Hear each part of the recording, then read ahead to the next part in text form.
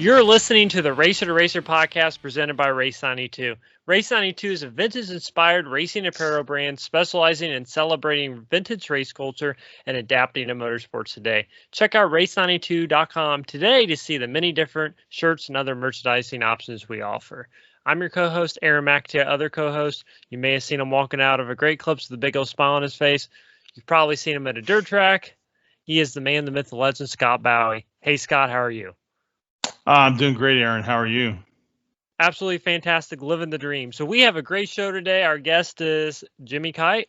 Before we get into that, make sure you like and subscribe to our YouTube channel, as well as on Apple Podcasts, Spotify, and everywhere else our podcast can be found. Yeah, Jimmy's somebody I've known.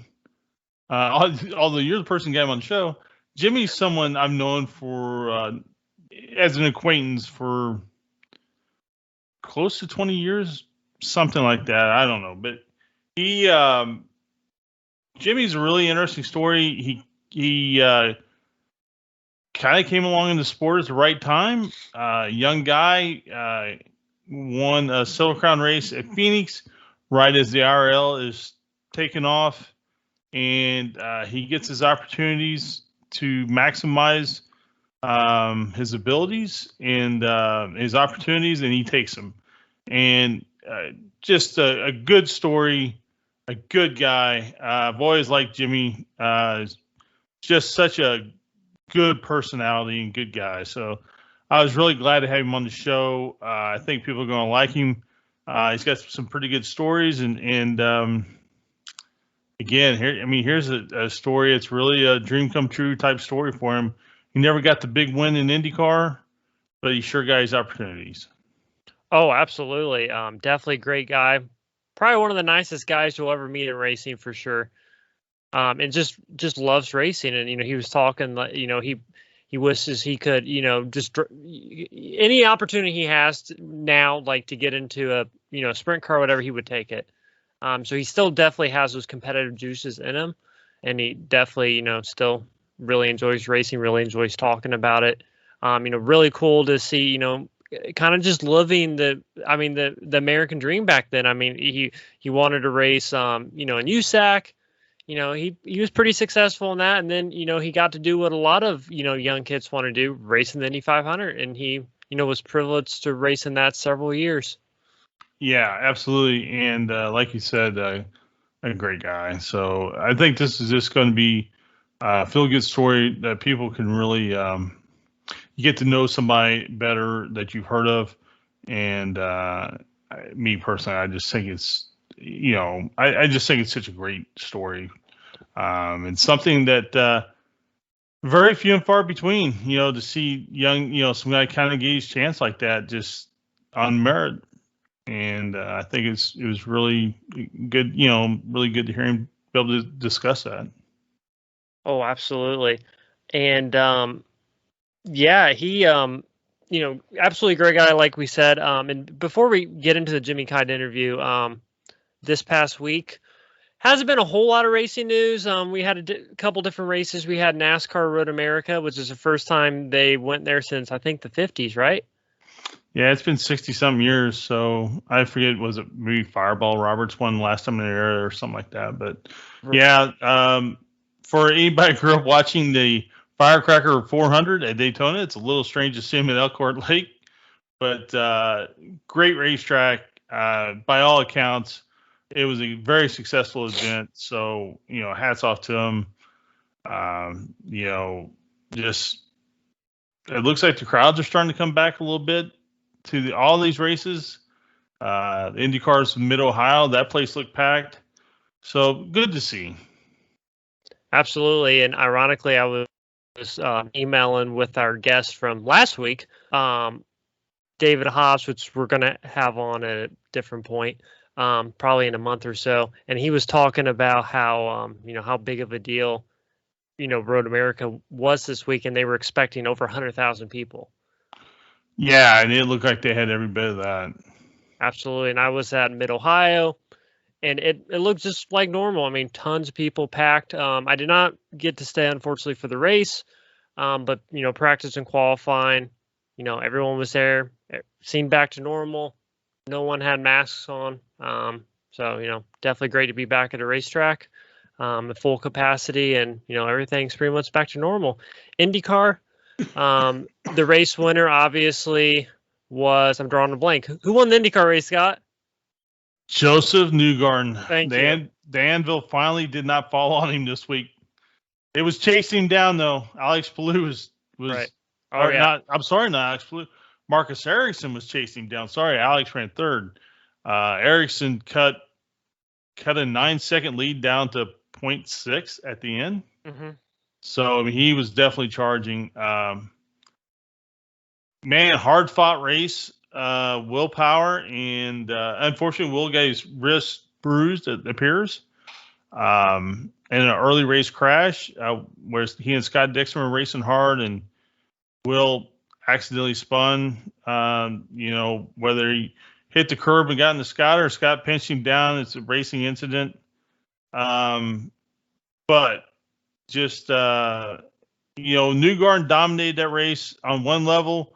But there was a lot of great racing through the pack, and it was a good race. It really was. And like I said, Ericsson really put on a charge at the end, and I think Joseph was looking at again one more lap. Joseph may have been on the outside looking in again. Right, and even though Alex did not win the race, he's doing exactly what he needed to do to win a championship. He's there every race.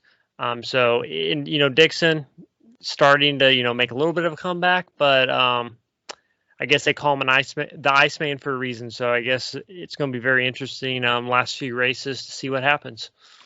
Yeah, so Ganassi cars were second, third, fourth, and then like 22nd. Johnson finished like 22nd. Right. And you're talking about Dixon. I keep going back to something that David Land said during our Indy 500 preview. And he said that Dixon has speed, but he can't pass. And it seems like that is a trend with that car kind of every week, where he's fast enough to run where he's running, but passing looks to be a real struggle for him. Like there's something missing. And I heard him say in the interview that they just didn't have the rear of the car on the track. He just wasn't getting the drive that he needed off the corners. Mm-hmm. And I don't know if that's an issue they're kind of having everywhere. I'm not trying to throw anybody under the bus. I mean, they're clawing to these good finishes, but they're working a lot harder than they have in the past. So it's as the end of this season's coming, Alex Palou is just cool and calm and enjoying life. You wouldn't know that he was in the pressure cooker of leading the points by looking at him. So it's going to be really interesting. I mean, we could very well have a whole brand new champion this year. Yep, and yeah, if you were to talk to Alex and you had no idea he was an IndyCar driver, you would have no idea. One of the nicest guys in the paddock for sure. I've talked to him a couple times. Super, super nice guy. And I think if you would have told a lot of people, he would have been in the position a year ago, people probably wouldn't believe you, because it was a totally different deal, when he was with Dale Coyne. So it's just absolutely amazing what he's been able to do with Ganassi during his first year. When you look at, all the other drivers that were in that car, some pretty big names, and he's just, kind of running away with it. So, definitely cool to see. Like I said, great guy. And yeah, it's going to be a great last few races. I think I heard somebody say this is the first time somebody's led the points in a Ganassi car besides Dixon since Franchitti. Oh, wow. Which would seem accurate if you think back. And absolutely. And they finally have, for whatever reason, Alex and that team were clicking, and it's again, man, we keep talking about changing of the guard. Well, I'm not saying they're going to change the guard just yet, but Scott's being pushed. Oh yeah, for the first time in a while. Not that he doesn't push himself, but this is he's getting a push from a teammate. And Marcus is starting to really pick up his slack too. He's really getting his confidence. That's right. What you can really see is his confidence. Mm-hmm. And he was fast in that race. There was no, it wasn't fuel strategy had him up there or anything like that. He was just fast. I mean, like I said, I think he took a 9-second lead and whittled it down to 0.6 at the end. So, and talking about Chip Ganassi and stunning news in NASCAR, somebody comes to Chip and says, "What do you want for your franchise and your team?" And he gave him a number, and that person agreed to it. And all of a sudden now, I think it was Justin Marks and Pitbull now own Ganassi's team at the end of the year. Trackhouse owns it at the end of the year. And you listen to Chip talk, and Chip said, "I was not looking to sell. I had no thought of it." And they come to me. Price was right. And Chip, in true racer fashion, is talking about adding another IndyCar team for next year. Was there ever any rumor of what that number was? I was just curious. Well, so the rumors have it, and again, man, rumors are what they are. But I think they're looking at $10 million franchise fees per franchise. I think each number is a franchise. So you're looking at $20 million, not including the assets. And I read somewhere where at that number, Dale Jr. says he's out. He's not looking to move up to Cup. If that's the number you're looking at, he's not interested in moving to Cup. Of course, anything changes. And reports are just that, right? I mean, everything's what it is right up until it changes. So who knows what the future holds, but like I said, Chip just said, "Well, I wasn't looking to sell, but they come to me." Yeah. And they made me an offer I couldn't refuse, and now he's looking to add an IndyCar team for next year, which would be a 5th team. Wow, yeah. I did not hear that, but no, that'd be great. And yeah, I can't see but this to, really benefit the IndyCar team. For sure. Yeah, I agree. It's so funny. Chip's been, I think it's just a little over 20 years, or roughly whenever Kenny Irwin passed. I think that's when Chip was buying into the team around that time. So whatever that year was. And, really, if you look at it, they've had success, but not the success you expect from Chip Ganassi Racing. And for whatever reason, I mean, I have no idea why that is. So it could be any number of reasons, but I think the number stands right now at 25, 26 wins, maybe a few more. With Kyle Larson having almost a full quarter of those wins in the time he was there. Right. So, I mean, for whatever reason, that team just didn't, just for the amount of effort put into it, they just weren't getting the wins back out of it. So, right. Of course, as everybody knows, Chip seems to really love the sports car racing. Obviously loves the IndyCar racing. I think that's where his heart really lies, is those two areas. And I think, like you said, I think it's just only going to help his IndyCar program. Absolutely. Well, I think we'll go ahead and get into our discussion with Jimmy Kite. Yeah, everybody, please enjoy. Jimmy's a great guy. Our guest today drove in USAC, later competing in IndyCar and in 5 Indy 500s. We were joined by Jimmy Kite. Hey, Jimmy, how's it going? Good. How you guys doing? Great, doing Jimmy. Great. Been a long time, man. It has, man. It's good to see you on here. Yeah, it's nice seeing you too. I first met you in, had to be 93, 94, whenever you first come back here, right? Yep, it was. It's so funny. The other day I was telling my story. The story of my wife. We were driving down Dan Jones Road in Avon, and I remember the story. I came up here. It was like a month before I graduated that year. That's why I remember it was 94. And I was like, yeah, I came up here just to do this speaking thing and, try to get my foot in the door of USAC back, when we had Thursday Night Thunder. And I go, I remember a big storm came through that night. And that was actually the tornado that wiped out the Avon airport. So every time I think about being here that night. Oh, that's crazy. I remember that because I went out and looked at it after it all happened. Yeah. Mom brought me here from Georgia for that, weekend, and we just happened to be here for that storm. Now, correct me if I'm wrong. Now, you met Charlie Patterson, right? Or Yep, you that's knew Charlie, and that's who you lived with, right? yep. We were staying at his place that night. Me and Mom drove me up here, and we were staying at his place that night when all that happened.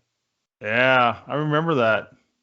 That well, for like Aaron said, here is a man who, as he talked about, came to Indiana looking for a foot in the door, and he got through that door, and he got to live his dream. Um, Tell us a little bit what that was first like when you first, when you first decided, hey, I'm going to take this chance, man. I'm going to stay in Indiana, and I'm going to pick up rides, and if I can, and just make this happen. What was that like? Looking back now, it was nuts that I did that at that age. It was being down south, and I mean, I literally 2 days after I graduated high school, my car was packed, and I was moving to Indianapolis. And I mean, back in that day, we didn't have cell phones, so I remember my mom was like, "Okay, I'm going to give you all these prepaid calling cards." Back in the prepaid calling cards days, and every 3 or 4 hours, I had to stop off at a rest area or something and call her just to make sure, the trip was going okay, just to let her know, that I was making it to Indianapolis okay on my own with a packed car. And, it was nuts back then. And coming up here, and, I had no rides lined up then. I had my credentials. This is what I've done, and this is, how my career's gone down here. Give me a shot in your midget. And fortunately, Tom Hooker and John Black gave me a shot in their midget, and which is the old Subaru midget. I don't know, Yeah.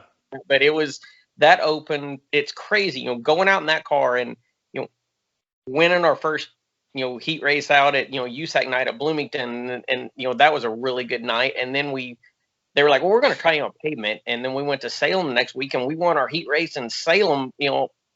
Salem, it's nuts, and everybody's like, oh my God, this kid's not bad. He should be a late model or stock car guy, growing up in Georgia, but he seems to really like open wheel stuff. Let's give him a shot. And I just kept at it. And, fortunately that's, when the IRL opened up, and, Stewart was getting, his shot, and Beechler and myself and Tice Carlson, and, all of us came in, and it was just, timing was the most amazing part of it. I came through at the right time. Some wonderful drivers, Jason Leffler and David Steele, and, all of us that, Ryan Newman, we all grew up together. Ryan used to stay at my apartment here in Indy when he came to town to run out at Raceway Park. And those were some great times, just thinking of the USAC days. And then, the IndyCar days were just, something else. But it was crazy, that group we all grew up in racing against in USAC. It was a fun era we all got to race in. So did you drive go-karts or quarter midgets when you were a kid then? Quarter midgets. I started racing quarter midgets when I was 8. And it's so funny. When I was about 5 years old. Well, actually earlier than that, my dad used to always bring me to Indy for either a practice day or qualifying day. Never made it to race day. Until I raced at Indy, I had never been to a race day, which was wow.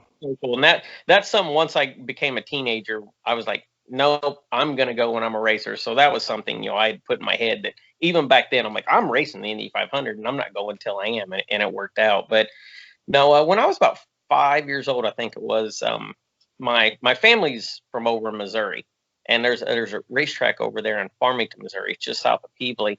And I was a kid, and my neighbor, we were over there visiting my grandparents. And I noticed my neighbor friends were going out to the races, and they invited me, and I invited Dad, and hey, let's go out. We got to go. We got to go out to these races. My friends are going. I want to go. And it's better when my dad tells the story, because he says, he mentions, he remembers when he looked around the stands and all the other kids were falling asleep and all that, and he had actually told Mom, well, I'm going to take Jimmy out there, and when he falls asleep, we'll come back, and me and you'll go out. And he said when he was looking around at all the kids asleep, and he looked at me, and he's like, all right, well, you ready to go? And my comment was, no, Dad, the feature is just about to start. And that's when he knew he was in trouble. But I remember seeing a sprint car do a wheelie stand at Farmington, Missouri. And for so many years, my goal in life was to drive a sprint car at Farmington, Missouri. And I didn't realize that I was actually going to have to drive quarter midgets, mini sprints, Right. sprint cars, silver crown cars, the Indy 500, and then I finally got to go back and run a sprint in Missouri, but I finally got to do it. Oh man, that's great. Yeah, and you even took $100 off me and Critter at Terre Haute. We sponsored a heat race. Yes. You won it, and you I got a photo somewhere of Critter handing you the $100. That was the Subaru days. That's right. And you were really Eric Gordon drove that car, and man, I forget who else, but you really had kind of more success of it than anybody else. It just had some, the motor just, man, as much as they worked on it, it didn't always want to last. But so, what kind of motor? I'm sorry, did you say Subaru? Yeah. Subaru. It looked like a Volkswagen, so it was, it was a flat engine, 2 cylinders on one side, 2 on the other, but it had more horsepower in the Volkswagen. So we were all like, man, this is the next, greatest big thing. But, like you said, it just wouldn't last. Ton of horsepower, and they put so much time and effort into that engine, but we just couldn't get it to last. And we had some really, really great runs. If the thing would have lasted, and it's funny because there's some years in Indy cars I could say the same thing. It reminds me of the Blueprint days where it's like, man, if we just could have finished one of these races, we were running in the top 5, where would things be now? But just sometimes things like that happen. I got a really good friend named Jeff McLeod, and Jeff was from Georgia, and he's like, man, I remember watching Jimmy race down in Georgia. He said, then I get up here, and then and then he's racing up here. It was. It's funny that down there, it's late model country, obviously. So all the tracks are real big, sweeping, or fast. I mean, they're all 3/8 mile, half-mile tracks. So I think that's what helped me a ton when I came up here was Salem and Winchester and some of those tracks. They didn't scare me as bad because I was running dirt tracks shaped like that. Some of those tracks down there. What took me more getting used to was the small bull rings. I mean, I struggled with the small bull rings when I came up here because it just wasn't down there, which is funny now that I look back at it, that the big tracks didn't scare me up here. That's what I was accustomed to down there growing up, 15, 16 years old. I'm already running, 130 miles an hour in these cars, and it's like, 140, and it's like, oh, this is no big deal. But man, why can't I get around these little tracks? Well, these little tracks too are, can be like hand-to-hand combat at times. I mean, establishing your position and, sticking it in there and leaning on people, and that stuff you just don't do at the speed you were running before. Exactly. And it's it takes a lot, I think, to get used to if you're not used to that. And so and then, like you said, you really were here, part of those glory years, through ESPN days, Thursday Night Thunder and Saturday Night Thunder and all that. And boy, you look back out today, and I maybe you do as well. At the time, you took it for granted, but Dio had his racing show, and there was so much coverage, and there was so much, I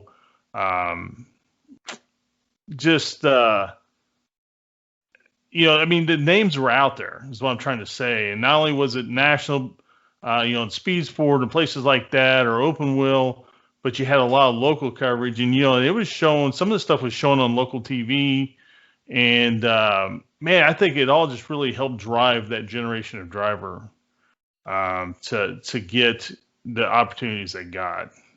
It did. I mean, that was the whole thing was, you knew if you could win, in the midgets or sprint cars and stuff, you would get a Silver Crown ride. And then that was, the Silver Crown deal back then, that was, if you could win in a Crown car, then you were going to get a nationwide test or an IndyCar test or something. And it's, fortunately, I was able to do both. I got my test on the stock car side and did that. And, I did my stuff on the IndyCar side, and, I was able to do both, and it was fun. But it's like you said, it was, when I look back now and the guys that, we raced against and just that era, I mean, we were so lucky. I mean, like, oh, yeah. In the middle of it, you think it's going to last forever. Like, oh my God, this is going to be USAC forever, Thursday Night Thunder. And I'm just happy to be doing it these couple of years. But then when all is said and done and it's gone, and we don't even have Thursday Night Thunder anymore, it's so awesome to look back and just think about how lucky we were. I didn't even mention Kenny Irwin earlier.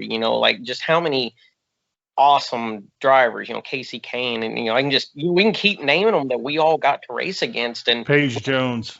Yeah, exactly. We all won races, and that's what got us the shot to be able to do what we got to do, whether it was on the NASCAR side or the IndyCar side or World of Outlaw, whatever you wanted to do back then. It's like if you won a prestige USAC race back then, I mean, you basically could do what you wanted. You at least got a shot, and the team owners, you could get home and your phone there was voicemails. Like again, there was no cell phones back then, but either your pager was going off, or when you got home, you had the voicemails and stuff. I remember when I won the Copper World, got back home to hang out with mom and dad in Georgia, and we went out to eat one night and came home, and I had a voicemail on the phone from Larry Curry, from Menards, and he had mentioned, me maybe driving the midget for him. And my mom may or may not still have that cassette tape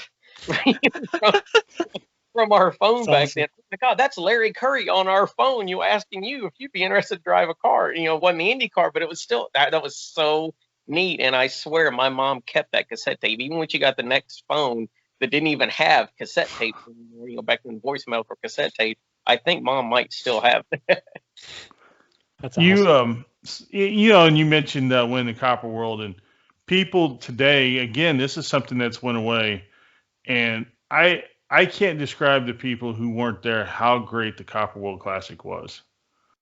Oh my God, it was. I mean, fortunately, the year I won wasn't my first year out there. I got to go out there and see it before, and it is nuts because it was a month before anybody's racing season started, so nothing was racing. So, and it obviously, we lived up north. Everybody was sick of the snow. We just wanted to go, get out of that, and even down south, there was nothing really going yet. So, I mean, I remember the first year I went out there and wasn't even racing in it. I was overwhelmed with the people that were out there. I mean, whether it was Dave Blaney and Jack Howdenfield from the World of Outlaws, or IndyCar drivers or NASCAR drivers, or whatever it was, they were there.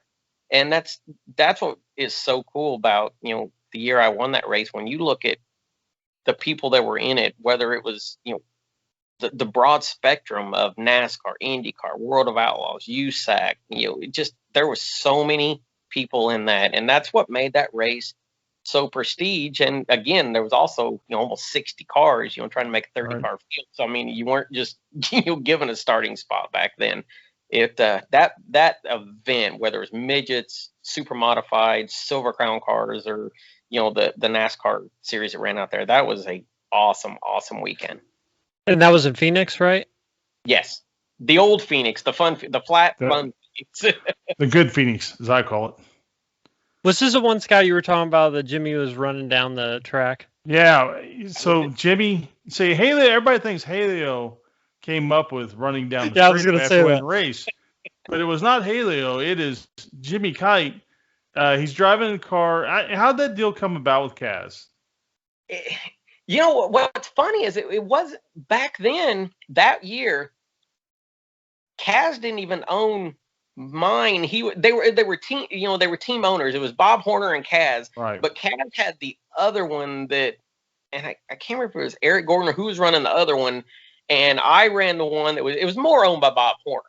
But I mean, it was still, we were all one team and stuff, all great. But it was just funny that Bob Horner had this 92 car back then. I think it was 192 and 92, and I just happened to be in the 92 car. But it was just one of those deals where a friend of a friend knew Bob, and he believed in me, and he was up there. They sat there at the kitchen table, Bob Horner and his wife, and they sat there and talked at the table, and it hung out. And he just happened to be going through Chicago then, and he stopped at Bob's house, and they were talking and hanging out. Finally, when all was said and done, he's like, "So are you gonna put Jimmy in this car or not?" And he finally committed to let me run Phoenix. And he got home and called and told me, "Hey man, you're going to be in that car for Phoenix." And I still didn't know if I really believed him. And then I got out to Phoenix, and what really was crazy was when I got to Phoenix and I saw the car, and I had to sit. I think it was one of Eric Gordon's old seats, actually, believe it or not. That I feel like he had driven that car, and I sat in it, and the arm guards were up into my arms. So I had to go back to the hotel that night and get a phone book and sit on that. And I actually won the Copper World sitting on the A through L section of the Phoenix phone book that year. A through L. I had no idea. But even when I was there, my name wasn't on the car, and I knew it was like, oh, this really is a one-shot deal. I mean, and I'm, a 20-year-old kid, and I was like, man, I just hope I make the race, so they want to take me to IRP. So the funny thing was, when I won that race, afterwards, we're all celebrating, we're happy, and Bob asked me, he goes, so what do you need for IRP? And that right there was just a relief off my chest. Like, oh my God, I have a ride for IRP. I was excited, just as excited for that as I was just winning the Copper World. And I told him, I said, all I want, can I have my name on the car? That's all I wanted for Raceway Park was my name on the car. And they did. They went through with that. And my name was on the car for Raceway Park. So now did your car run out of fuel? Is why you stopped at the end of pit road? Why were you down there like that? A rookie mistake. So rewind several hours when we had the drivers meeting up in the tower, and me and Ryan Newman, we were buddies back then. I remember me and him sitting there next to each other, and we're kind of because we were in the big tower there in Phoenix on the infield. And you're able to look out and watch stuff going on. And I just feel like we were talking about stuff out there, and I wasn't really paying attention, to what they were saying in the meeting. All I remember them saying was top 3 cars go to Tech or you'll be disqualified. And Tech is at the Union 76 ball. And you remember when you pulled off turn 4, there was the big Union 76 ball there. So fast forward to the checkered flag of the race. It was so close between me and Chuck Gurney that down the front straightaway, I didn't know who won yet. And even through turn 1 and 2, I didn't know who won. Coming off of turn 2, they finally said, Jimmy, you won. And so all the way down the back straightaway, I'm celebrating, I'm hysterical, I'm going nuts, whatever. And then all of a sudden I start entering turn 3, and I'm like, oh, where do I go? What do I do? Literally, I just won this race. What do I do? What do I do? And I saw that Union 76 ball. And all I could think of in my head was hearing them in the meeting say, top 3 cars go to Tech or you'll be disqualified. So I literally, coming off turn 4, made a hard left turn, stopped right by the Union 76 ball, and was like, all right, this is Tech, we're good. And Bill Marvel came up to me and he goes, what are you doing here? And I'm like, they told me to go to Tech or the car will be disqualified. And he goes, no. You need to go down, to the front straightaway. We're celebration. That's what we're celebrating. So if you actually see the video, Bill Marvel is right next to me. He all the way next to me, all the way down that front straightaway. Me and him had that little sprint together the whole time. And I started going down pit road, and he's actually the one that said, get out there on the front straightaway and enjoy this. You celebrate. So I can thank all that to Bill Marvel. Yeah, people don't know this. Bill Marvel, longtime competitor in racing. His family, all of his family has been in the sport, and he's worked for USAC for a lot of years. A lot of people don't understand how much PR work he did behind the scenes. He promoted Texas World, I believe, a couple times, and amongst other things. He promoted, and unfortunately we lost Bill. I think it was last year. And Bill, obviously, he did stuff with the Pacers and a lot of different things. So hats off to Bill Marvel, always he was always a very much was like that, could get the most out of those situations. He thought like a promoter. So, and that was great. And it's a great video. It's just Jimmy's just run down the front straightaway, just smiling and just waving to the crowd. Fun memory. Oh, yeah. So you win Phoenix, you win the Copper World, you got a ride for IRP, and you've got some other opportunities. At what point, I forget what year was that. What year was that? 97. That's 97. So how much farther along do we go before you start seeing opportunities that are bigger than where you're at? everybody waited for Raceway Park in May, because it was like, well, Phoenix could have been a fluke. He won a race, maybe, whatever. So that at least put me on the radar. But I think what helped me the most was when we came back here for May, the second race of the season at Raceway Park, which back then, again, Thursday Night Thunder, all that. I mean, it was, if you were good at Raceway Park, you were going to be known. And I backed it up. I ran second at that one. Mm-hmm. I remember that.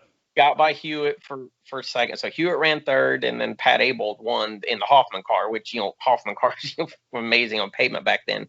So then that was kind of like this kid's for real. This 92 car never ran that good in Phoenix, and it definitely, never ran this good at IRP. So maybe it's this kid. So that's when I started. And it worked out perfectly that it was May. So all the IndyCar teams were already in town. Most of the car owners or crew members were out at that race watching.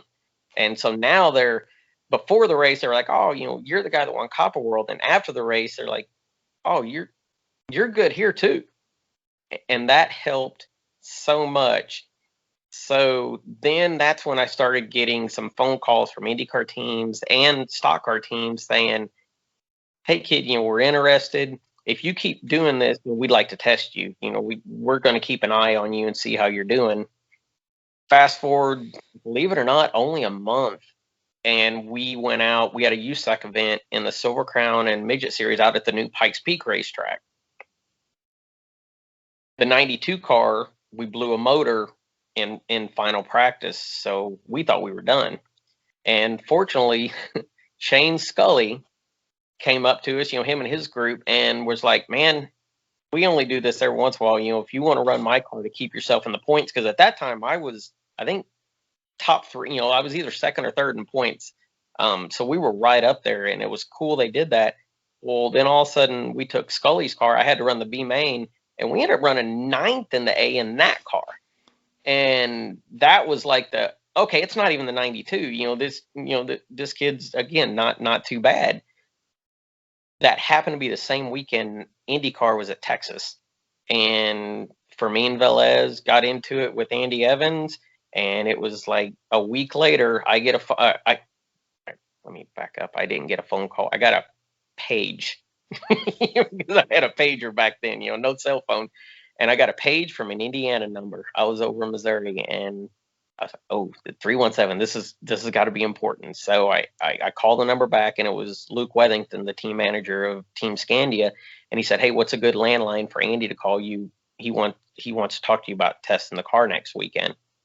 So me and Andy talk, and we were going right back to Pikes Peak, the same track, that I just ran that at, which was perfect. I already had laps around that track, and not many, people did. And the funny part was he had asked me, how fast I can get to the airport in St. Louis and then get over. And I was like, well, I can just drive it in the same distance, same time. I will get there, foot to the floor. And I did. And I made it all the way to the Putnamville exit before I got pulled over. And the poor police officer pulled me over. I mean, I already, by the time he got up behind me, I was looking at the Putnamville sign. That's every time I drive down 70, I look at that. And I still have a little giggle and a cheer of just that moment of remembering how excited I was. I just got an Indy Car Test, and he pulled up to, he came walking up to the window, and I already had my ID and everything out ready for him. And I'm smiling and happy, and he had to think I was nuts because, like, dude, I'm about to get this guy a ticket. Why is he so happy? And I told him, I'm sorry, I just got an Indy Car deal, and I don't want to be late, and I just want to go get fitted for my seat and this and that. And so he went back, he came back up. And fortunately, I love the guy to death. I wish I knew his name. That he just said, thank you. I'm just giving you a warning, but please slow down before, from here to Indy, slow down. And by the way, good luck next weekend. So I guarantee he was watching the race just to making sure I wasn't lying to the guy, making up the story. Fortunately, I hope he watched it and got to see, I really was serious about that. Oh, that's great. Yeah, that's how about those stories, man? Those are great stories. Anything like that. You, and you talked about Shane Scully, and Shane Scully was a grandson of Louis Sinner.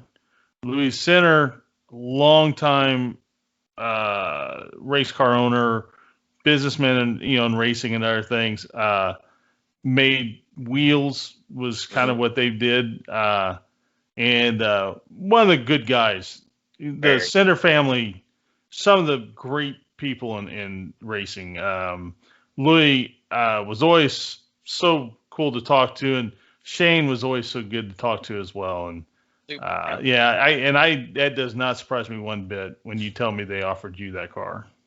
Yeah, it was a surprise because in my head, I'm drowning out my sorrows, in the trailer, like, oh my God, I just, lost the chance to win the championship. Because back then, that I didn't know, I knew I might have a chance, and I was afraid, oh my God, if I don't run this race, I just lost everything, plus a chance to win the championship. And they came up and was like, hey, get in our car. That was how cool it was back then. It just such a good group of people and just awesome people. So where was the first place you actually got an IndyCar then for testing? It was at Pikes Peak, that same track, Pikes Peak Oval, on Thursday. They gave me my 40-lap IndyCar test, and then that was the thing, because when I called, as soon as I hung up, I called Mom and Dad and was like, so I'm testing an IndyCar next weekend out in Pikes Peak. And my dad was like, well, IndyCar's racing Pikes Peak next weekend. And I go, I don't, but he didn't mention the race, so I don't know what I'm doing. I don't know. So fast forward a week, and we're out in Pikes Peak. On Thursday, I do my test in the car. I get my rookie, test pass and everything. And as soon as checkered flag comes on my rookie test, they pull me down pit road, and they're like, all right, first practice at 9 a.m. tomorrow morning. So the next time I got to drive an Indy car, I'm going down pit road, and I look, and there's like Ari Leindijk in front of me, and Scott Goodyear and Roberto Guerrero, and I was like, oh my God. Like that was it. That was I maybe had 50 laps of practice before they just dumped me out there with those names, and it was crazy but fun. And fortunately we did really well and respectable, and I didn't embarrass myself, and they let me keep doing it. What do you think was the hardest thing to kind of get used to, or biggest difference from going from, like a sprint car to an Indy car? The ground effects, just because when I was out there a couple weeks earlier in the midgets and crown cars, they slide around. You might be tight, you might be loose, but regardless, the car's going to slide around. So I get in this Indy car, and for the first practice session, I mean, it's stuck like glue. It's like the dream crown car. I wish the way my crown car handled. But the dirty air, when you get behind somebody else, especially on a 1 mile oval, it was nuts. Like one time I thought I blew a tire, and it was just, I got up too close to Guerrero, and the car just took off. And I came into the crew and was freaking out, and they're like, no, you're fine. It was just, you were close to him. Like, oh my God, this is something new and different. But the other thing, and it was something Tice Carlson taught me after actually the first race, when the car was good. We actually turned the fastest lap of the race, and I was just trying to pass a guy, got down on the white line, trying to get down below him, and the car spun and backed into the wall. And Tice was actually the one that came up to me, and it was like, so the big difference you're going to learn with these Indy cars compared to something else is loose in these cars isn't hanging the back out. That's not loose in these cars. Loose in these cars is the steering wheel starts feeling really heavy, and you may have had a wiggle that in the back of your head you think, was that just loose? And that's when he said, that's when you either back the car down, or if it's a practice day, you just come down pit road and let them see it on the computer, because you don't run it another lap and say, oh my God, was that loose? Well, let me try it one more lap, because that one more lap is when you end up waking up in a hospital bed, because back then, I mean, if you back these cars in, every one of us woke up in a hospital bed back there in, 97, 98, that kind of period. It just, if you back those cars in, it did not end well. What was it? Was it the attenuator or what, why was it so hard on the drivers? Well, at the beginning of 97, when those cars first came out, like Davy Jones at Disney, there wasn't even an attenuator. So that, that's when he broke his, back. And I mean, he was really jacked up. So then they put a 3-inch attenuator on the back of it, the little carbon stuff. And I ended up in a Goodyear tire test later on that year in like September. I got lifelined out of Phoenix. And, not a lot of people know that because it was a tire test and not, a race event. Obviously because of other wrecks, like even at Pikes Peak, Scott Sharp was on the pole and he backed in and the car looked great. It could literally drove away and he was done. He couldn't breathe. It was jacked up. And what was the problem back then was the gearboxes were so heavy and so stout, nothing gave way. It was kind of like NASCAR had the problem back then, with the Earnhardt stuff, right before that, where if something messed up in the front of the car, they just added another bar. And finally, it came to the point where, well, something's got to give. So if the attenuator, like mine, it just looked like a pancake. So fortunately, because of my wreck, 2 weeks later for the Vegas race, they extended the attenuator twice as long. So for Vegas, we all had 6-inch attenuators. So that was my little help to safety, plus the headrest, which is a whole nother story. Back then, we didn't have set headrests. So my guys came up with a great idea. And it was awesome back then when I was watching at the shop. They would drop a bowling ball off of a ladder. And they were trying to make a 3-stage headrest, make it absorb it real nice. So if we backed in, it absorbed the impact really, really nice. The headrest we had for that Phoenix race, or for that Phoenix test, did that. It absorbed perfectly at 1G.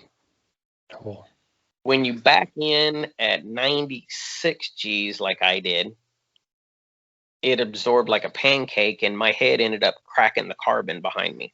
Oh, wow. And that's when IndyCar stepped in, and fortunately General Motors stepped in and said, look, our dashboard padding we have is really dense foam, and it's made for stuff like this. Like if people, get into the dashboard of the car, it's made to absorb this. And that's actually when IndyCar and GM got together and said, look, we're going to make one headrest. Every team has to use this headrest. So again, fortunately I helped contribute to that too. So I didn't win the races I wanted, but looking at the safety things nowadays, at least I can say I contributed to some of that.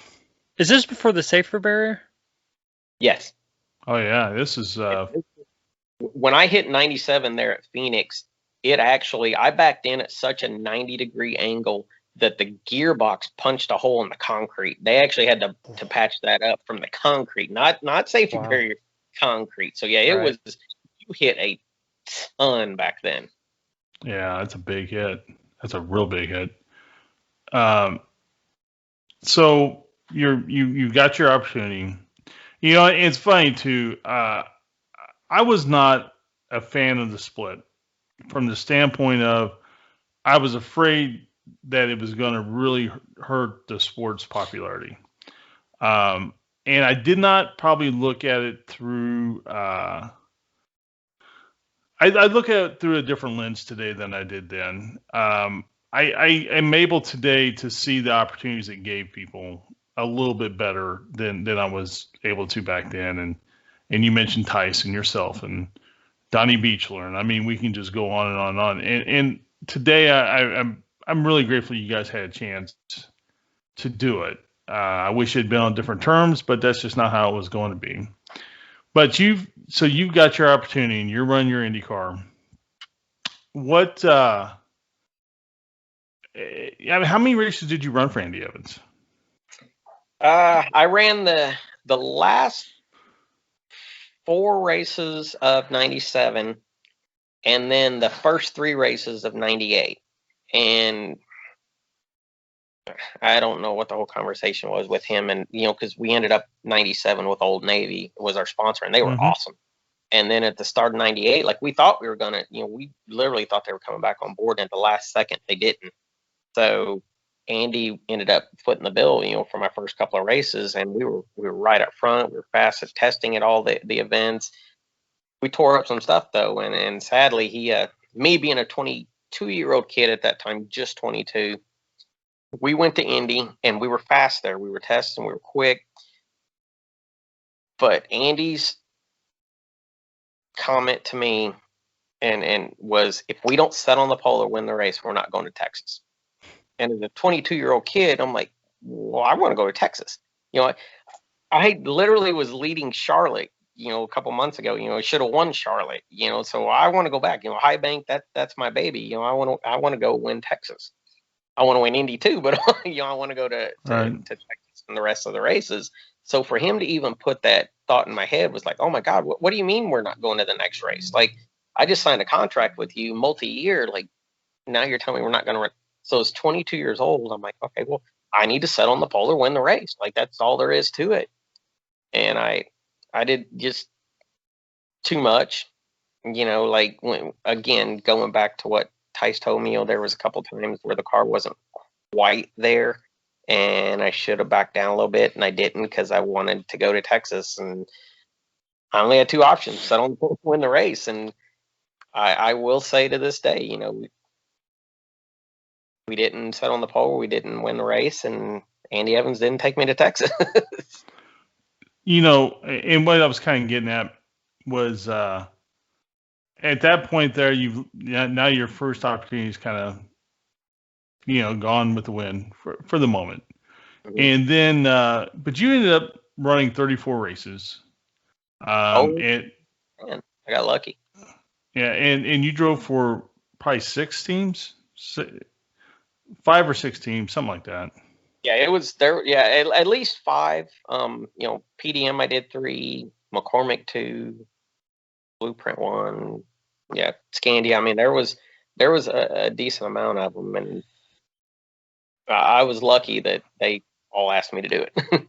What I mean, at some point, did you have to start doing like this? Like hunting for sponsors, and it just become like this grind, or when it just seems to me like when you're, even though probably one of the benefits was you were so young that you could, the grind, it's not, the future's all ahead of you, right? You haven't seen it all play out yet.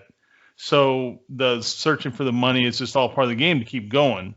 But did you ever start feeling like, man, I just got to stick with a team. I got, Well, I always wanted to. What's crazy is back when I did this, it was before the economy tanked, so it wasn't the drivers had to go find the money. Like when teams call me, the first thing out of their mouth wasn't how much money do you have or do you have any money.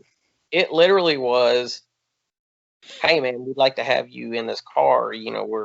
We're just working on something, or we have this, like we got the guy that's in it now, might be leaving. We just that was all the negotiation was. Like literally my whole 10-year run I had. I mean, that's what was so fortunate with teams I did.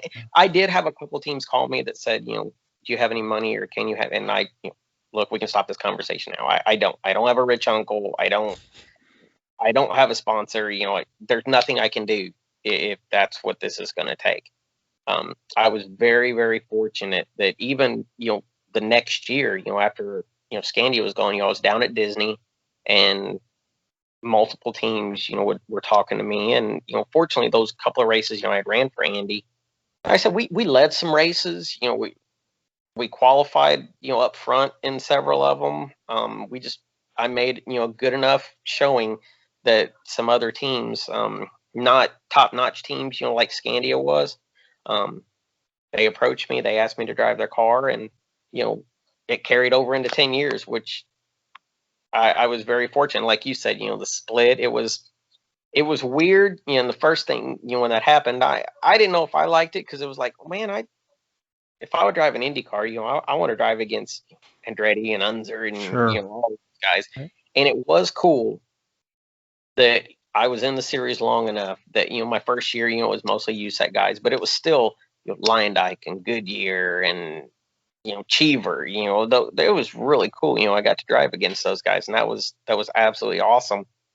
But I got to stay in it enough that I still got to drive against Al Unser Jr. I still got to drive the Indy 500 with Michael Andretti, and I still stayed in the series long enough that I got to drive, in 2005 when I was with Himmelgarn, filling in, for Paul Dana and stuff. And again, that was something, Paul got hurt, and they didn't call me and say, all right, how much sponsor money do you have? They, Ron Himmelgarn called me up and said, look, we have a sponsor. You're still the guy I want. I want you in my car. Are you interested? Of course, that's awesome. You'll get to drive for Ron Hemmelgarn.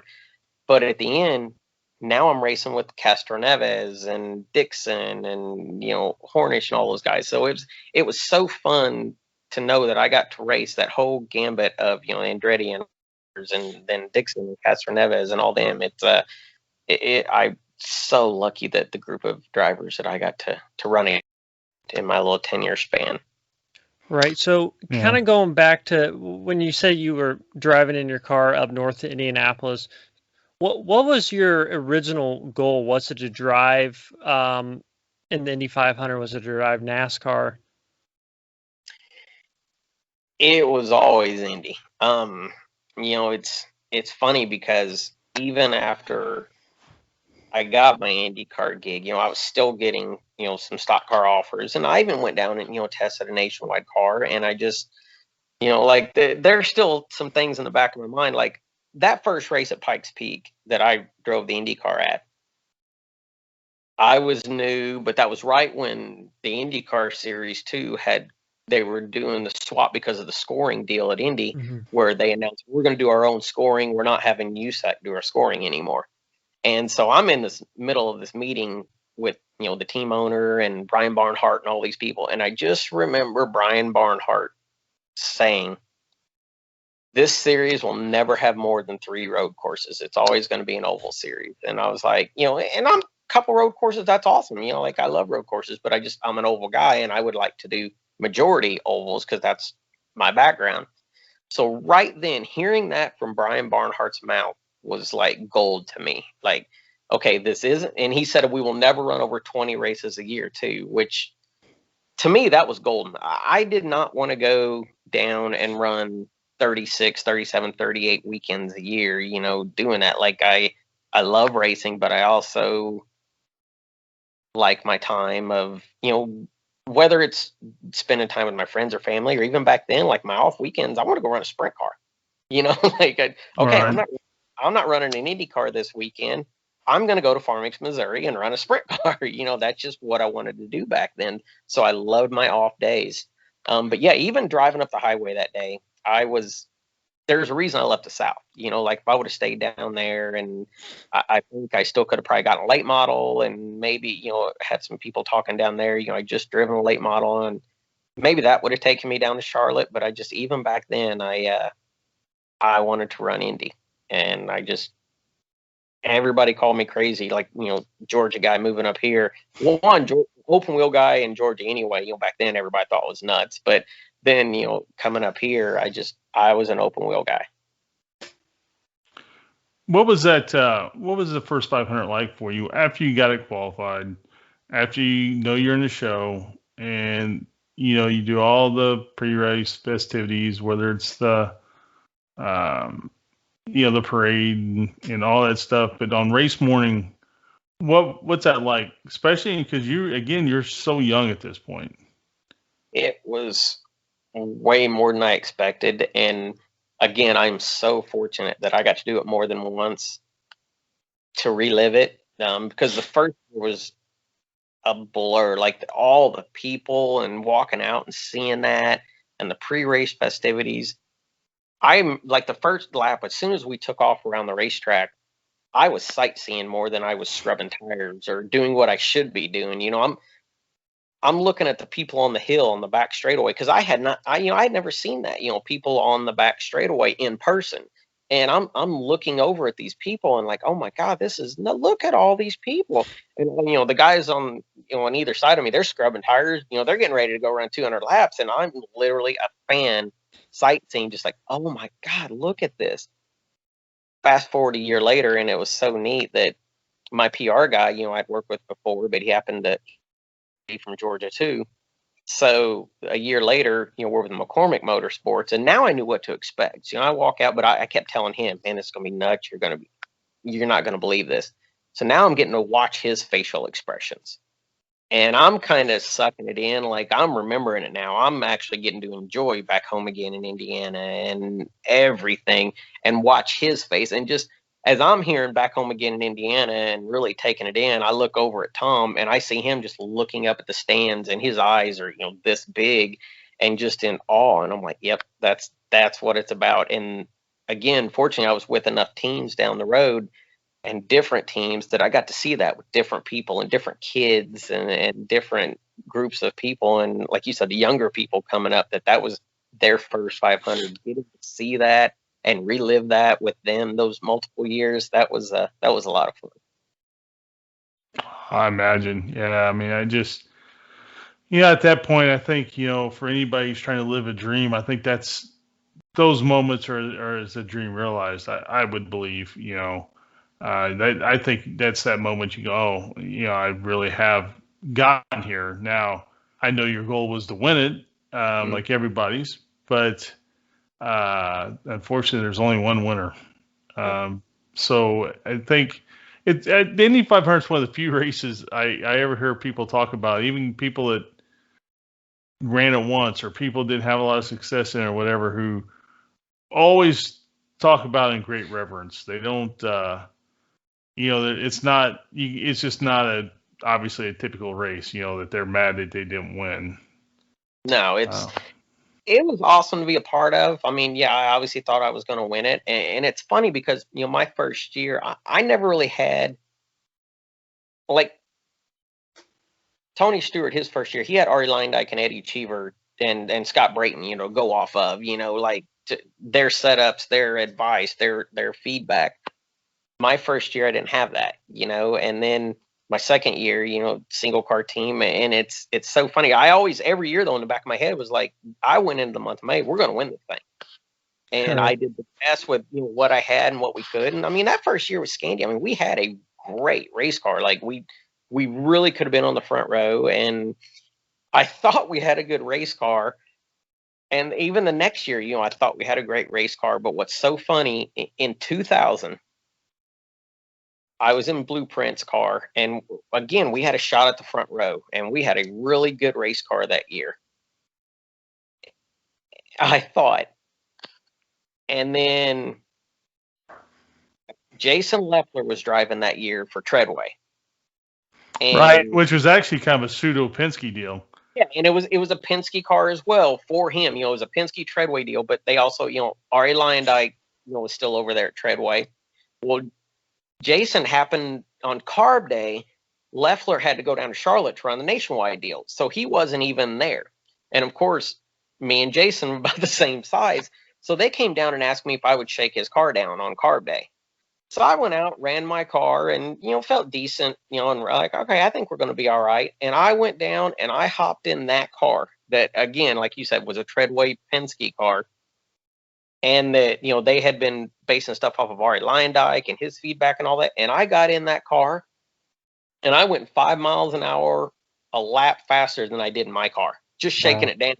And the way it felt, I was like, oh my God, I'm racing against this car. We're junk. Like I went from, oh my God, we have a shot to, oh my God, we're junk. And it's so funny because after that, I never had a base point of what a really good car at Indy felt like until that. Like I went off of what I thought felt good, but that was the first time I ever sat in a car that was like, oh, this is what a good car at Indy is supposed to feel like. So at least years after that, I was able to base it, kind of off of that and learn like, no, this isn't what that car felt like. You make this car like that car. Yeah, and that's a really tricky thing for a driver because you only know what you know. Yeah, exactly. And especially in racing, it's not going to happen today, really. But it's very few instances the driver can truly outdrive the car. Oh, yeah. And you're not going to do it in IndyCar. No, absolutely not. And I just think that's. I mean, on one hand, it had to be frustrating. On the other hand, it had to feel good knowing, hey, I can get around this place. It made me feel good. And what was really cool was, and I don't remember how many years ago it was, I was over at Speedway one day, and it was after race day, and me and Larry Curry were in the same room, and I was talking to Larry. He didn't have to say this. There was no reason. We were just sitting there amongst friends talking, and he just happened to say, he goes, the one thing I can say, Jimmy, is every car you drove every year, you got 100% out of that car. That car could not have gone 1 mile an hour faster with anybody else driving it. And to me, coming from Larry Curry, that was awesome. That was a huge compliment. And he had been around so many great drivers and knew people, knew how to get around the speedway. And to hear that from him was like, thank you. Thank you means a lot. And that made me, just kind of a gratification of, yeah, I did do it right. Thank you.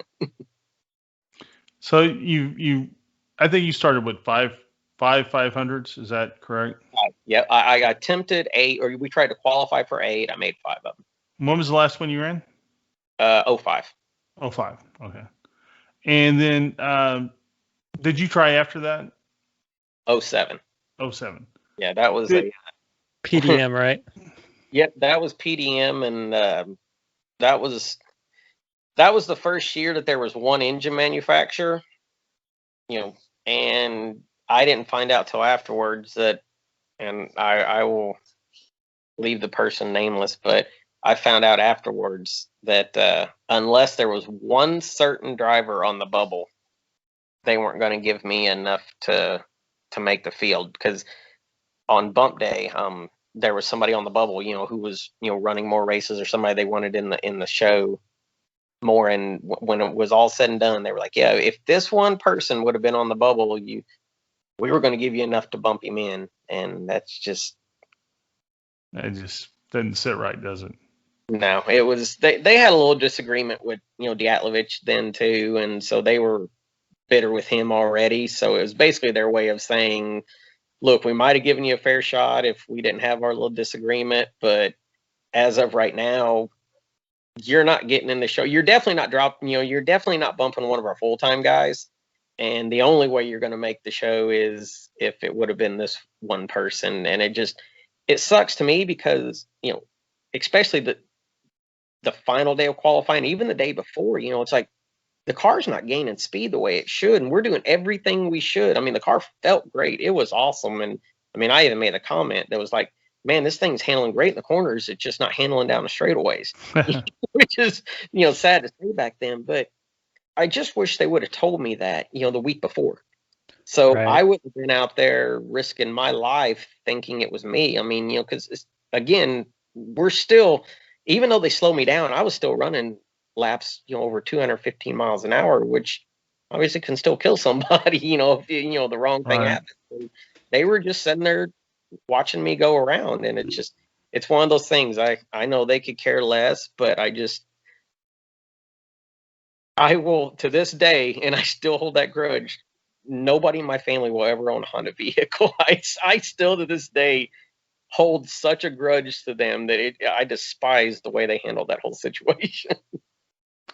Yeah. Wow. Yeah, I don't blame you there. No. And what's sad too is politics have always played a major part in this sport behind the scenes, especially at every level, but especially at the upper levels. And we had another guest on that he ran across a political situation as well.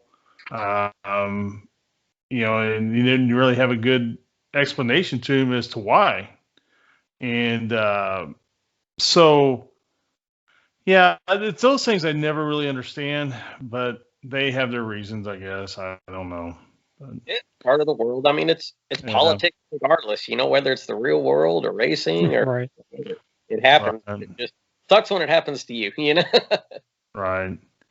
So you've attempted to qualify in 07. And what kind of happens to your career after 07? The economy tanked. That's actually when the whole landscape of racing kind of changed. Even if you look at NASCAR, that's kind of when NASCAR went from, there was all this money in racing, IndyCar, NASCAR, sponsors were around, sprint cars, there was a bunch of sponsors. And then all of a sudden, the whole Enron scandal. And, so now there was boards watching the money their companies were spending more. That's when the economy tanked. So advertising budgets went out the window. So now all of a sudden there's all these IndyCar teams, all these NASCAR teams, all these racing teams in general with all this equipment, no sponsors. And it literally became, until the economy started coming back around, first guy up with a briefcase of money gets the car. And again, like I said, as far as I know, and mom and dad have never told me about this, but as up to this date, I don't know of any rich uncle that I have that could, ever got me in one of those cars. And, it just, I never got in, I won't say I never got another call. I got multiple calls after that. And every one of them started, man, we would love to have you in our car. I get excited. Awesome, man. Thanks. Yep. How much money do you have? Well, go ahead and hang up. We're done here, and it sucks that that's the way it was. And I got bitter. I mean, really bitter for several years. But I got to go back and still do, some sprint car races, did some must-see stuff and some dirt stuff. Got to go run a sprint car at Farmington, Missouri again for a little while. And I mean, I got to do some fun stuff. So I got to really enjoy it. But the IndyCar stuff and, even the stock car side, I was done. And, especially the IndyCar side. And that's the only thing that really breaks my heart. I had a 10-year run, so I can't be selfish. A lot of guys only did one, and I'm very fortunate that I was out there for 10 years in vehicles. So I can't complain. But the one bitter taste in my mouth was, as great as a time as I had and as great as a run as I had, was the way that 07 thing played out. And that was my last chance. It's like I never had a chance to redeem myself or to hop in something else that was competitive or that it wasn't that political, like it's just, I would have rather have been in a car that was just like, oh man, sorry, you missed it by half a mile an hour. You just weren't quite fast enough. But to be as far off the pace as we were, and we all knew what was going on, I hate that that's the last taste in my mouth of being in a car at Speedway. Yeah, I don't blame you there. That'd be hard to take. But I still love the place. Sure. Right. You did some so you did some NASCAR races, trucks, right? I did in 05, which actually I was supposed to run a 10-race schedule that year for a team called MRD, and we ran Atlanta. And what's funny is I ran the truck race at Gateway, and a week later, or 2 weeks later, whatever it was, the next truck race was in Charlotte that I was going to run. I had a little break, so I'm like, well, St. Louis, Charlotte, I mean, Indy's right in between. They're practicing over there. So I'm going to stop by and, tell some friends hi and just hang out. And I come by here. I hang out for a couple days of practice. I go back to my buddy. I was staying at my buddy Bubba's house, and I go back to Bubba's house. I'm packing my bag, and I get a call from Ron Himmelgarn. And I didn't even know Paul Dana had crashed that day out at the racetrack. And he goes, "Are you still in town?" I'm like, "Well, yeah, I'm leaving tomorrow." And he goes, "Well, you stay in town. We want you to drive a car." And what was messed up was the Indy car was Toyota and my truck was Chevrolet. Oh. So, I mean, the first thing I told him, I was like, "Guys, I have to call my truck team and make sure that this is even okay," because they were both competing against each other in both series then. So called my truck team. They said, absolutely. Matter of fact, we're all going to come up and cheer you on. So, I mean, like, that was awesome. I was so excited about it. I committed to the IndyCar deal for the 500. Well, as soon as, that's a whole nother story too. But I mean, literally, as soon as the race was over, I was at Outback Steakhouse in Avon probably before the race was even halfway. I could not get out of that place fast enough. And I was shocked right afterwards, when Ron called me back, but which he knew what the situation was. And that was, I voiced my opinion probably more than I should have, but again, when it's my safety and it's something that I wasn't told about and the engineer wasn't told about, and that's the guy setting up the car, and there was a change made on the car that neither one of us was told about. Again, it's my life. And it wasn't on a practice day. It was literally race day Indy 500. So okay. Again, I'm out there wondering, what am I doing wrong? And I find out it had nothing to do with me, nothing to do with the engineer. Somebody did something behind our back. And so I voiced my opinion, and I didn't think I'd ever be asked back. And a couple of days later, Ron asked me, "Hey, we actually want you to run the rest of the season for us." awesome. That's really cool. I didn't expect that. Again, let me call my truck team. They were cool with it. And it was really neat because I was the first person that ever got to do this. But a couple weeks later at Texas, I got to run the NASCAR truck race the first day, and then the next night run the IndyCar race. And then a month later at Kansas, got to run the truck race and then the IndyCar race the next day. But as this went on, we started getting more competitive with the Toyota IndyCar, and Chevy and Toyota started butting heads more and more. And I actually got a call right after Kansas and was told that my truck team, if they wanted continued factory GM support, needed to put somebody in the truck that was General Motors loyal. And I was it. I was out of trucks. So it sucked too, because it was like my next race was Raceway Park. And again, we rewind to the USAC stuff. Like I was like, that was, that's the one I had circled on the, on the schedule. Like, man, we are going to make a showing here at Raceway Park, and never got a chance to. But then again, I'm not going to complain that I got to run 5 NASCAR truck races. I'm lucky I got to do that. A lot of people never even got to. So again, I'm complaining about something I shouldn't be. You mentioned Paul Dana. Did you know Paul very well? I knew him somewhat, not as much as that year that, when he got injured and I replaced him. Once he finally got to come back on the schedule, the rest of the year, me and him, all of our tours and stuff were together. Our autograph sessions we did together, our sponsor engagements we did together. Really got to know him and his wife really well, and got to know the guy really well, and great family, great morals, great person. And then the next year, we were at Homestead, and again, I was out.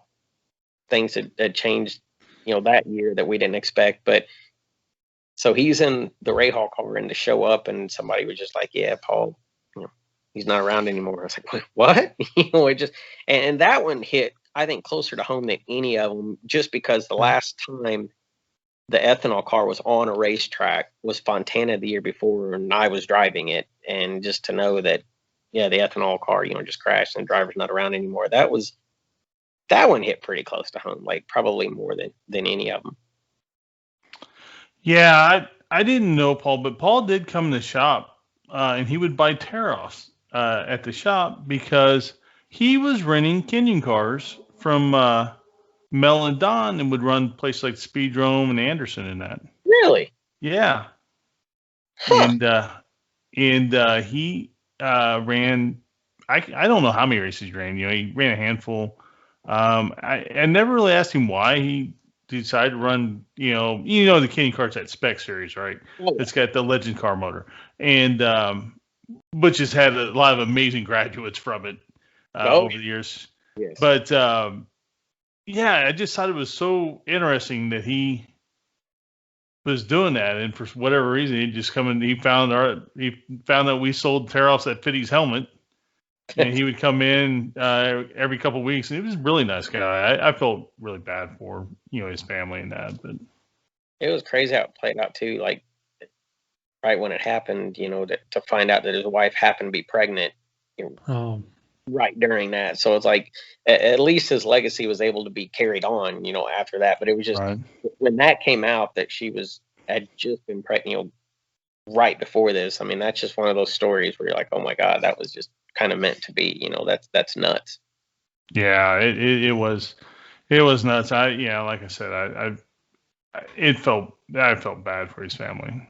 I remember going to Indianapolis Ice or Indian Ice, the hockey league the hockey team that they used to have here before it was Indy Fuel, and this was like maybe 2 weeks before Homestead, and Paul was there signing autographs. And I went there with my dad. I just remember meeting him, and I mean, he was just the nicest guy in the world. Yeah, he really was. So I think it definitely hit harder. I mean, I don't know how old I was. I wasn't very old, but it kind of hit hard with me because I mean, 2 weeks ago I just met this guy. He's a nice guy in the world, and all of a sudden, he's not around. Yeah, it's crazy. Racing is the one sport, and that's what still kills me about when I say back in 07 teams or 08, teams were calling and saying, how much money do you have? We'd love you to drive our car. racing is the one sport that amazes me. We're the only ones out there. Every driver is out there, and whether you're in a sprint car, whether you're in an Indy car, whether you're in a NASCAR, late model, whatever you're in, you're risking your life every lap you go around. And to hear a car owner say, "Hey, how much money do you have?" I mean, could you imagine Jim Irsay 20 years ago saying, Peyton Manning, we would love to have you as our quarterback, but how much money can you bring us? Oh, sorry, no, never mind. We're going to have to hire Ryan Leaf instead. Like literally. Right. Like. Well, the model's broken. The model's broken. It's been broken for a long time. Yeah, it's not going to be fixed. It is what it is. I think a lot of people have the perception that, if you're a professional race car driver, you're making a lot of money. Yeah. And that's just not how it works. Maybe for some guys, oh yeah. I mean, if you're the Scott Dixons or Will Powers, I mean, yeah, you're making a decent amount of money, but Connor Daly ran all those races, a couple of years ago for Carlin. That he never made a dime. No, it's like he was just if I'm wrong about that, but I'm sure that I've heard him say that that he wasn't making any money from it. He was just trying to stay in the seat so he can get his next opportunity. Yeah. And speaking of Himmelgarn, you were talking about Himmelgarn, Jimmy. I think it was, what year was Chesson with Himmelgarn, and he had the Carmelo Anthony sponsorship? That was the next year. Yeah. Yeah, and I remember hearing from someone that apparently Carmelo never actually paid at all. He didn't. That was actually that was a Gene Simmons deal. That was a Gene. Oh yeah. No, you're right. Originally, that off season, I was told, with Himmelgarn, like I was told they're going to put Paul back in the car, with ethanol and give him a shot. And then they'd also talked to ethanol about putting me in a car, or if he didn't up speed, put me in his car. Regardless, they basically told me all winter, stay tight. We're going to keep you around. We got this deal going with ethanol. Well, I think, and Paul, being a smart business guy that he is, got light of this, and behind everybody's back went over to Ray Hall and said, "Hey, I want to take ethanol," because he went to ethanol and said, "We can get you on Danica's car." And that's all it took back then. 05, that was Danica Mania. And so I literally got a call 2 days before Christmas from one of the crew guys saying, "Dude, Paul just took ethanol and we don't have any jobs. We don't have anything. We don't know what we're going to do." And so that was actually, that whole winter became a panic, with Himmelgarn and all that. And so, yeah, like you said, they were talking to the IndyCar series and Gene Simmons. That's when Simmons was in. And Gene Simmons came up with this great idea of, we're going to put Carmelo on it, and this is going to make us all millions and millions. And nobody made $1 on it. So, and that was sadly, the downhill from, Himmelgarn's, stuff. And they, I think it even had Mello on the side of the car right up until race day, I think, and they pulled it off race day. Yeah. Did they? I thought it was on race day. Maybe it wasn't. I don't think so. I think they pulled it off race day. I do not remember. I know down at Homestead when I was down there, it had Mello all over it, and they were kind of like, "Yeah, it'd be nice if we got a check." And that was back in March, first part of the year, and then, like you said, month of May, I was walking around, and I can't remember if it had it on it or not. I do not remember. I could be wrong, but I thought they pulled it off like that morning. And very well may have.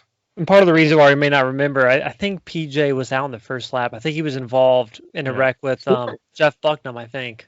Yeah, they were teammates. They were both Himmelgarn cars. They both went out in that turn 2 accident. Yeah. Now, another reason that Ron was, because he all the sponsor money he thought he was going to get, and then he ended up getting none. And then both cars took each other out in lap, turn 2, lap 1, and they just kind of did Ron in on, for the most part. A funny story about that. And I think you actually know this guy, Jimmy, because he's talked about you a lot. Ed Matson. Oh yeah. Love that guy. Yeah. No, me and my dad are both real good friends with him, but there was a funny joke. So 2006, he had some kind of health incident during the race. He's had a couple of heart attacks and stuff. Mm-hmm. And our friend Jim was joking, saying we lost Jeff Bucknam, PJ Chesson, and Ed all in the same lap. Because they had to take him to the infield care center during that. But Ed jokes about that now. It's kind of funny. That rookie year in '98 when I was at Scandia, Matson actually came up and their license plate was Kite Fan 1 back. It was like that's how far back this goes. Right. When we would show up every year, and whether his kids was with him or it was just pictures, like I cannot believe, his youngest daughter. I remember her when she was a baby, and now it's like she had a baby. Message, yeah, like she's having babies now, and I'm like, no way. I remember when she was a baby. So it's crazy, But you have that racing family. Fortunately, when you're around it long enough, we all, we're not family, but we are, now. It's like we all become a racing family, and whether it's distant cousins or whatever you want to call it, I mean, we all become a racing family. Yeah, we went to Milwaukee with Ed, and this is probably 2012 or 13, or no, it's probably way before then. It's probably like 2008, 2009. You were racing Silver Crown in Milwaukee, and I remember Ed. We rode to the track with Ed. And, we were going to leave like after IndyCar practice. He was like, no, we got to stay and watch Jimmy race. And then I got to say bye to Jimmy. It was like 10 or 11 at night. That was if it was that late, that might have been the 05 event when I was in IndyCar and Silver Crown. And it rained all day. And so we thought we were done. I was back at the hotel, and then they called me and said, no, we're going to run the Crown race this evening. And I'm like, well, how? The track doesn't have lights. And I remember going down the front straightaway, and you could actually see the street lights down in the corner more than you could see anything else. Like I had a dark visor on, and like that was rough. It was rough. Hey, how great was Milwaukee to run though? It was awesome. Milwaukee is awesome. We ran the Crown Car and midget there. You can't explain how flat that track is to a regular, if somebody that hasn't been on it, you can't explain how flat it is. Right. You really can't. So it's probably more like a road course then, right? As far as approaching the track. It was Milwaukee, just its own little beast. Like the corner, and not only was it flat, and you almost, I wouldn't call it an oval, and I wouldn't call it a road course, because not only was it flat, but the corners were so long. Like you felt like you were in it forever. And I'm just at the apex. It's like, oh my God, there's still a whole nother half to go. And especially in 05 when I ran it in the Indy car, the Crown car, is what it is. Those big beasts, it's two corners, still really long corners. But in 05 in the Indy car, when you actually, those things, because the power band's so tight, just like nowadays, you had to shift. And I remember there, we would, for some reason, there was like a slick spot in turn 2 there, a bump, slick spot, whatever it was. And so we would all downshift to turn, to 4th gear, getting down in between 1 and 2. And by the time you got back to the start finish, you were back to 6th gear. And then going into 1, it was 2 real quick downshifts again. And then you work your way back up to it. And it was like, man, this is just weird doing all this for an oval, like right. You say, to slow down this much for a turn, and then turn 3 and 4, I mean, you were dang near flat. It was just so weird, the difference. Yeah, boy, that's a shame that's off the schedule. I sure hope one of these days they get that figured out up there. I don't know if they ever will, but there's some real that I wish they get back on the schedule, but Milwaukee's definitely one of them. That was a fun one. Kentucky was a great one too. Loved going to that race. Me too. That was a fun track. So when was so your IndyCar and your stock car deals have just kind of do as they do. They can start kind of going away. When was the last time you raced? Like the last time you got in a car and ran? Vintage stuff or actually full-fledged real race car? Well, now I realize that there's a lot of vintage guys who try to race as if they're racing, but I'm talking like more of a car today. Okay, yeah, because like those, I mean, even that SVRA stuff, we do over at Speedway. I mean, those are fun race cars. Oh yeah. Oh, you did the Legend race, right? That they have with the 33 drivers. Yeah. Yep. Yeah. Spike did that too, Scott. Yeah. Remember that? Those cars were beasts and so much fun. I mean, we did it up until last year, just because the first year they didn't have it because of the pandemic. But before that, I think it would have been either 13 or 14. I did some of the must see sprint car races, and then I also did some dirt wing stuff. Over in Missouri, so ran some races over there. Well, Jacksonville, Illinois, and a couple tracks over in Missouri. But and then I think that was it for actual like non-vintage stuff, like real current stuff that I actually race against current drivers. Do you ever think about today, like, man, I had to see if anybody got a midget ride or anything like that? The only thing obviously May, I miss Indy, but like I'm not built for an Indy car anymore, so that ship sailed. But I still wish, like, there's still sometimes where I would love to climb in a sprint car sometime. Like that's the only thing that there's sometimes that, I mean, I miss everything. If I see a midget race on TV, I miss it. Oh my God, I wish I was in a midget. On a sprint car, oh my God, I wish I was in a sprint car. I watch the Indy 500, oh my God, I wish I was in an Indy car. But a sprint car is the only thing nowadays that I think if a car owner called and said, hey, would you run my sprint car, that I would do whatever it took to make sure that I was able to last the full event of sprint car racing and do the best job I could. I spotted last weekend for Shane Hollingsworth in Little 500. Have you ever done Little 500? 2 of them. Yeah, I wasn't sure if you had or not. Yeah, 96 and I think 13. Who'd you drive for in 13? Mike Blake. That's what I thought. Yeah, I kept telling Mike the right rear feels like it's bottomed out all the way down the straightaway. Like I'm literally spinning out all the way down the straightaway. Oh no, it's fine. It's fine. This is the way this car's been. And then we found out afterwards when we went to a test after that, and we put a zip tie on the right rear shock to see how far it was traveling, and it bottomed out so bad it blew the zip tie off. And then I had to explain to him, so you wouldn't listen to me last week, and you just made me run 500 laps of literally a right rear bottomed out the whole time. I can't believe we didn't crash. We survived. We ran 500 laps. I deserve something for that. I deserve a medal. I deserve a prize. I deserve something. Mike Blake, another one of the true characters of auto racing, man. There is not another Mike Blake that I know of. No, absolutely not. So this is a question we always kind of ask all of our guests, and it's meant to be a way for you to acknowledge people who have helped you along the way, or a certain person, or however you want to do it. And we've had people answer with their family members. We've had people answer with, just not obscure people, but people you would never expect. So kind of tell us who's like one person you could kind of point to, or maybe a group of people you kind of point to that you can say, man, if it wasn't for them, I may not have made it to where I got. Man, and it's funny, as you were saying it, I was thinking back to all the people that have been influential. Yeah.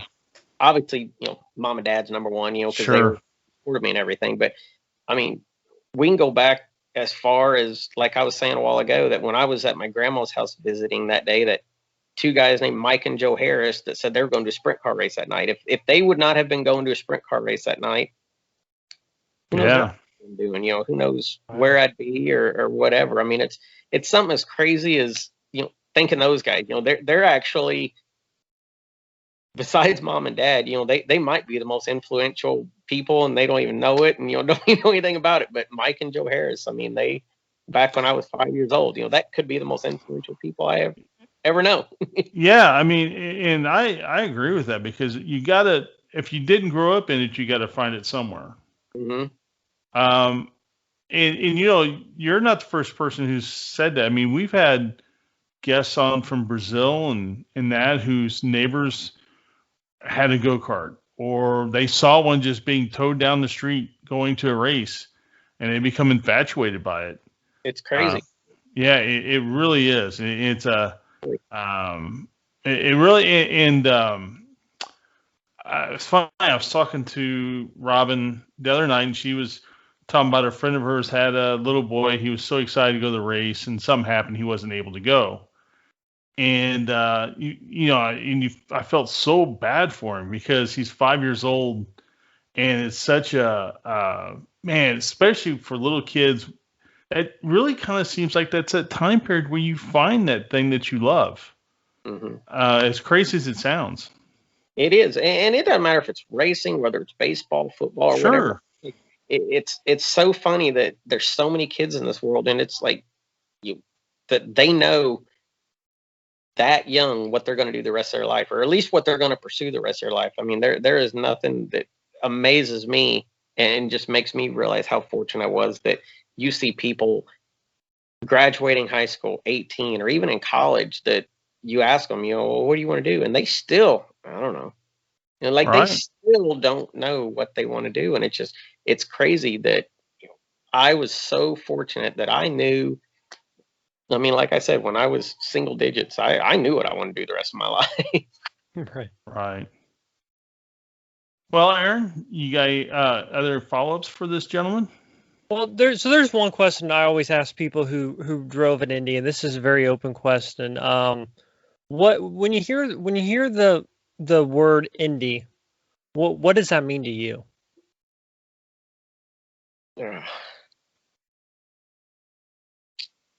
Just like it's to me, it's like I think about Indy, and I feel like it's its own planet. Like when you come in, when you go in the gate, whether you're walking in the gate, whether you're driving in the gate, as soon as you pull inside that place, it's its own planet. Right. We my dad mentioned it when I was younger, but I mean, it's like, it's funny when I got older and drove in. I mean, it's like you really almost can hear, like the spirits and, just when you just, even if nothing's going on that day and you pull in, like whether you're just going to the museum or something, if you just stop and just look at the stands for a minute and just listen, I mean, you can just hear and feel the history of that place. And it's just like for that little time when you're inside that place, it's like you're not in the rest of the world. Doesn't matter, you're in Indy time. Yeah, I can't agree with that anymore. Man, I just can't tell you how many times I've been there where it's felt that way for me. And yeah, it just, and it never changes. It has never changed for me from the time I was a little kid to this past Sunday. Yeah, I agree. And it just, I don't think, I don't know. You know what's so funny is when you would have people come to town when you lived in Indy, Mm-hmm. and you would drive by the Speedway and they'd never seen it before. They would say, "Is that the Indianapolis Motor Speedway?" And Georgetown, and it just keeps going and keeps going and keeps going. Right. And you see it, and I used to drive by it every night on my way home from work, and you see people of all nationalities parked across the street at Jim Bob Lupert's place, and they're taking selfies either from there with the Speedway behind them, or they parked their car there and they've walked across the street and they're taking photos in front of the entrances, and it just never changes. But it's kind of funny too, is you were talking about it's its own planet, especially in the time that you come back to Indy. Indy itself was its own planet. Like we had racing themed bars. A lot of the drivers are still pretty young, so you were seeing all of them out at like McGillivray's, yeah, Union Jacks. Mm-hmm. And it really was like a little community in a way. Man, remember that store? It was by Cole Scott. It was a Simpson Speed World or whatever. Yeah, yeah, I remember that. So he did a deal. Like the reason why those were open is because Bill did a deal with some absorbent type stuff he was doing as well, and he kind of sold a part off. So and that's one of the things that they did when they did that business model where they put the Simpson stores inside the strip mall. Yeah. I mean, it's just a little strip mall. Yeah. And Joe Devin's wife worked there. I remember that Joe Devin's wife was working there. Joe Devin, for people, he builds DRC sprint car chassis, midget chassis, and that. But yeah, it is funny.